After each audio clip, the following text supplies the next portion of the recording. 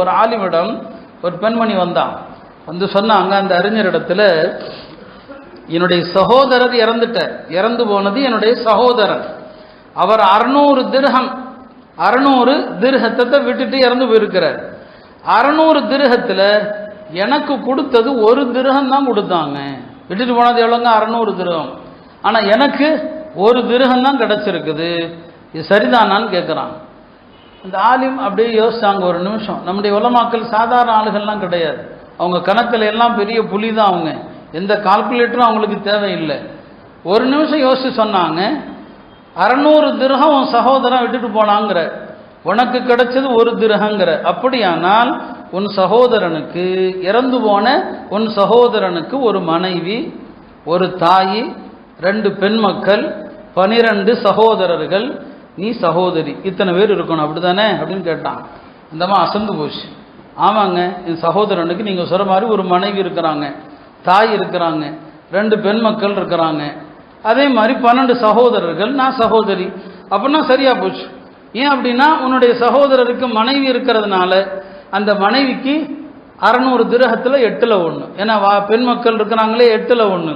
இப்போ 600ல் 8ல் 1 எவ்வளவு? 75 திர்ஹம். மனைவிக்கு 75 திர்ஹம் கொடுத்தாச்சு.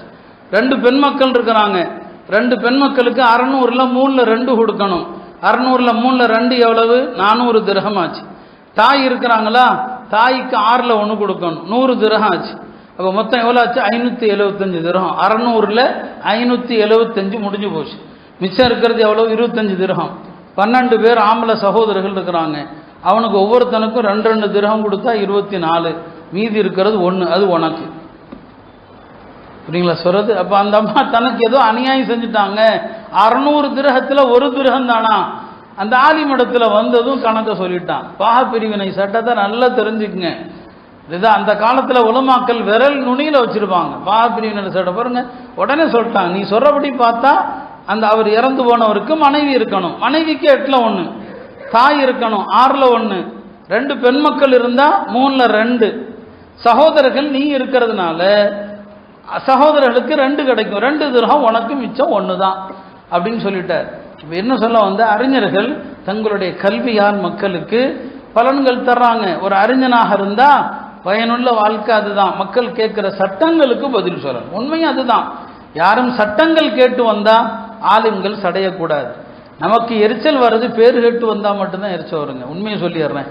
மசாயில் கேட்டு வந்தா நான் சங்கடப்பட மாட்டேன். யாராவது சந்திக்க வந்தா மசாயில் சொன்னா நான் உட்கார வச்சு என்ன மசாலா, என்ன பிரச்சனை, பாக பிரிவினையா, அதுக்கு நான் விளக்கம் சொல்லுவேன்.